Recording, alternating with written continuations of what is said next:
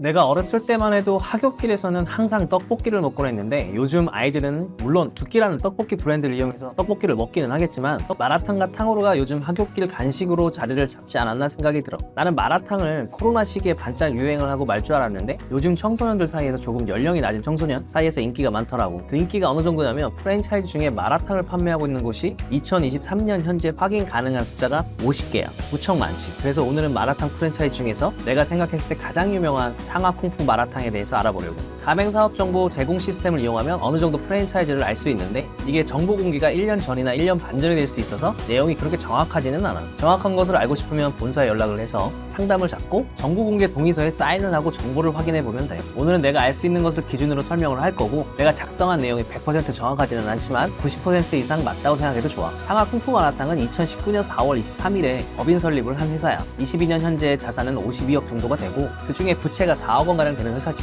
영업이익이 47억이나 되는 탄탄한 회사인 것 같아. 21년 영업이익이 22억이었는데 22년도엔 2배나 상승했으니까 말이야. 영업이익이 이렇게 급성장한 데에는 21년보다 22년에 가맹점수가 100개 이상 늘어났기 때문이 아닐까 해. 22년 현재 가맹점수는 전국적으로 326개나 되는데 많은 가맹점이 있는 곳은 경기 인천 지역이야. 그 다음은 서울과 충남에서 가맹점이 많아. 21년부터는 매년 87개 정도 신규 개점이 일어나고 22년도에는 계약 종료가 없었어. 근데 21년도에는 계약 종료가 32건이나 있는데 탕화쿵푸 마라탕의 계약 기간 1년인 것을 봤을 때 20년도에 코로나로 힘든 시기인 것을 감안하면 될 것 같아. 계약 기간 얘기가 나와서 말인데 탕화쿵푸 마라탕의 경우에는 매년 갱신을 해야 하는 구조야. 계약을 연장하는 데는 별다른 비용이 들지 않으니까 이 점은 또 알아두면 좋을 것 같아. 공정거래위원회에서 법 위반 사실이 없는 것으로 봐서는 가맹점들과 사이도 좋은 것 같고 물론 가맹 사업을 하려면 회사의 이미지도 좋아져야 하겠지. 그래서 광고를 많이 하는데 탕화쿵푸 마라탕의 21년도 광고 비용은 1,800만 원 정도 쓴 것 같아. 물론 가맹점이 더 늘어난 22년도에는 더 많은 광고를 하지 않았을까 생각을 하고 있어. 다른 프랜차이즈의 경우는 몇 억씩 쓰는 경우가 있는데 그거에 비해서는 조금 덜 쓰는 게 아닐까 생각도 들기도 하지만 아무튼 내가 생각하는 마라탕의 장점은 다음과 같아. 홀과 배달을 겸해서 할 수 있다는 것, 그리고 홀에서는 사람들이 원하는 재료를 담아오면 조리를 하는 방식이기 때문에 손이 좀 덜 가지 않을까 생각을 하고 마라탕은 대부분 100g당 얼마 해서 가격을 측정하는 게 기본이잖아. 탕화쿵푸 마라탕의 경우에도 100g 정도를 기준으로 삼고 있어. 그리고 그 판매 가격을 본사에서 정해주고 있지.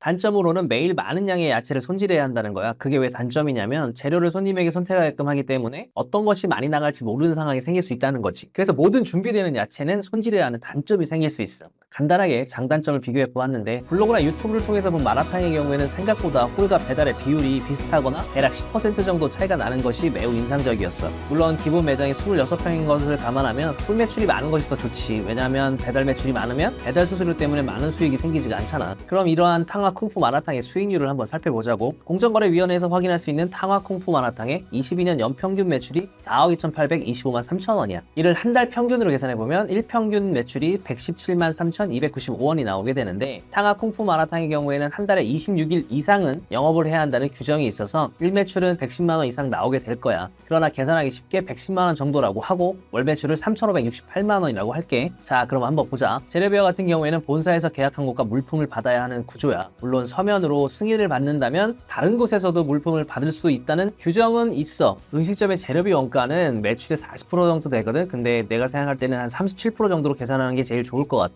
그렇게 되면 다음과 같은 항목들로 지출 항목이 생기게 될 거야. 재료비 1,320만 4,468원, 인건비 1,050만 원, 임대료 200만 원, 26평 기준으로, 로열티는 매달 16만 7천 원이 나가는 걸로 계산하면 돼. 카드 수수료는 매출의 1.1%, 39만 2,480원 이렇게 들고 매출이 3,500만 원 정도의 매장이라면 아마 배달 매출이 30% 정도 될 거야. 배달 매출이 60%가 넘게 되면 월 매출이 6천 가까이 되겠지만 우리는 정보 공개에서 유출할 수 있는 내용으로만 해야겠지. 그럼 비율이 30%라고 생각을 하게 되면 배달 수수료는 거의 17.2% 정도가 되니까 3,568만 원에서 0.3, 0.172를 곱하게 되면 184만 1,088원이 나와. 수도요금과 전기요금 대략 2%에서 3% 정도 나오게 되는데 2%로 계산을 해보자고. 그럼 71만 3,755원이 나오게 되지. 여기서 계산을 해보면 총 지출이 2,881만 8,791원이 나오게 돼. 매출 3,568만 원에서 2,881만 8,791원을 빼게 되면 686만 1,209원이 남게 되는 거야. 물론 지출 항목에는 CCTV 비용이나 세무사 비용, 부가세, 배달용기 비용, 종합소득세, 기타 잡비 등은 계산되어 있지 않은 거야. 만약 계산을 하게 되면 대략 200만 원 정도가 될 수 있어. 그렇게 되면 한 달에 약 500만 원 정도를 버는 거라고 생각하면 되는 거지. 그리고 인건비가 많이 나온 것 같잖아. 이유는 마라탕의 영업시간이 생각보다 길기 때문이야. 물론 점주님이 더 일찍 나오고 일을 더 많이 한다면 인건비는 줄어들 수 있으니까 잘 생각해 생각해 보길 바라고, 한 달에 약 500만 원을 버는 창업 홍보 마라탕의 창업 비용은 어떻게 될까? 가맹비 500만 원, 교육비 200만 원, 이행 보증금 200만 원, 식기류 세트 100만 원, 인테리어 평당 170만 원, 26평으로 계산하면 4,420만 원, 주방 짓기 대략 2,500만 원, 여기까지 하면 7,920만 원이 나오게 되잖아. 로열티는 뺐어. 왜냐면